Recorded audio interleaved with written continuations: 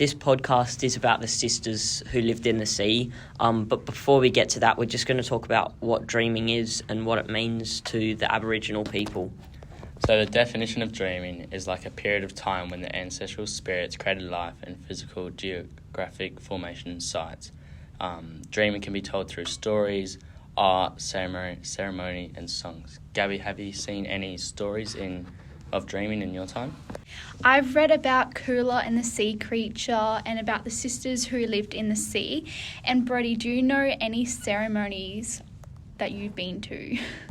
Yeah, I've been to a couple art shows in the city where they've been able to show me different drawings and paintings and even some traditional rock paintings on the walls of some caves down in Western Australia. I've also been to some art ceremonies in the city where I've been educated about what they are and what dreaming is, and I've learnt that dreaming has been told throughout hundreds of generations and will continue to grow. Dreaming back in the old day was drawn on caves, and now it's gone throughout generations and they've done it on canvas.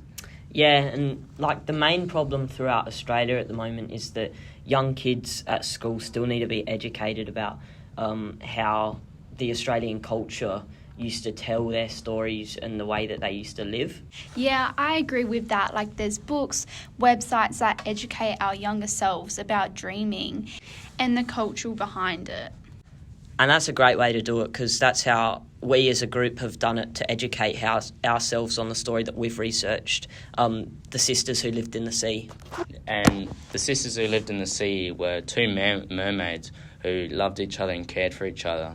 But they were on a beach one day and a man approached them trying to capture them to become their wives. He was only able to capture one of the sisters as the other one got away to the ocean. He tried to swim after her, but he tried too hard and then he turned into a shark. The older sister who got captured unfortunately died, and when the younger sister came back to the beach, she realised that her sister turned into the brightest star. This reassured her, and that it let the sister know that her older sister will always be looking after her. That was a really good summary of the story. And Gabby, what do you think the message behind the story is? The message behind the story just summarises that if you're a good person, you get rewarded and remembered. Although if you're a bad person, you will not get remembered and rewarded at all. This also relates to the real world, as if you do the right thing, you'll get rewarded and praised by others. But if you do the wrong thing, then you won't be liked by others. Yeah, and that's a really good way of connecting it to the Gleason 10s because the older sister that got captured obviously showed the Gleason 10s and got rewarded for her actions, rather the man that tried to capture them and successfully got punished for what he did when he tried to chase after the second sister. This also connects it to the Catholic teaching of social justice, as the man got punished for his actions and turned into a shark. This can also relate to the real world, as if you do something bad, you'll get punished. Like in our community, if you do something bad, you'll get a community service, but if you do something good, then you'll get like a Gleason 10 value and show that you're on the right track to being a good role model to others. Gabby, have you been a good role model to others in the Gleason community? I feel as though that I have been a great role model, especially in the Gleason community. I mean, even just saying a simple hello, smiling, waving to a person can just make a person's day even better, or just being respectful and stuff. And it's another way of, making yourself happy, as it releases different endorphins into your brain and just it lightens your mood and makes your day go a bit faster and makes it happier.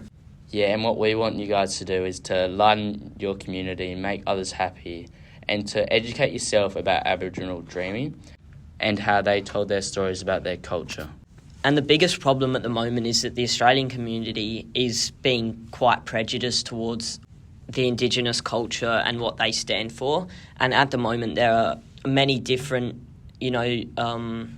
protests and different ways of trying to get that equality towards all communities, all races, and everyone on the earth. And that's the end of our podcast. Thank you for listening.